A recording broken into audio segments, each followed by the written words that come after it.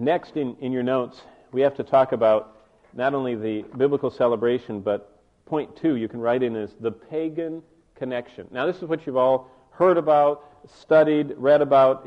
In fact, I just saw in the paper this week, some of you might have noticed the background of Christmas and all this stuff was in there.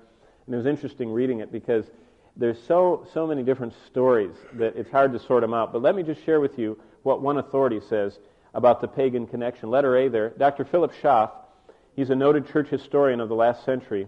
He wrote a monumental 8-volume history of the Christian church, and volume 3 at the bottom, page 340 or 394 onwards, where I'm quoting from.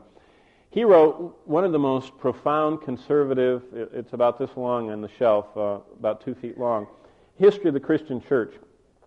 In this work, he relates that history records that the ancients celebrated an annual victory of the sun over the long winter night. This religious festival was held near the winter solstice around tomorrow or the next day of every year. Because every year, between the 21st and the 22nd, it's the longest night and the shortest day. And it's in ancient times, it was called Sol Invictus because it's the sun won out over the dark. And every day from then on gets longer until you get to the equinox, which is in June.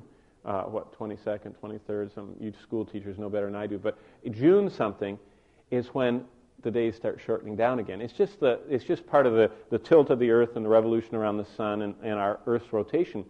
But as I mentioned on Sunday, this is the time, if this is the sun, the darkest night is when the earth is closest to the sun.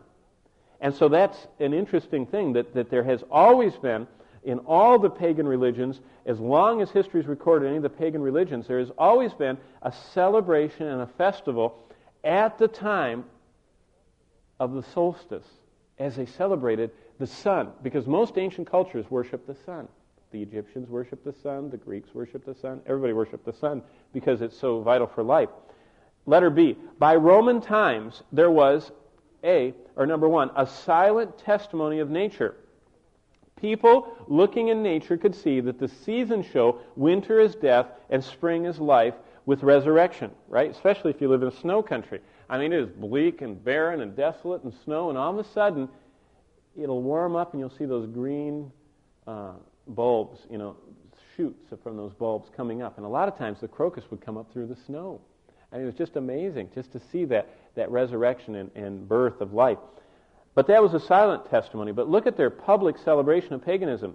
Letter small a, it related to Sol Invictus legend of the conquest of darkness by the sun. This tradition was embodied in the Saturnalia festival. Now, that was in the paper that I just read this week, our Tulsa World. It talked about Saturnalia.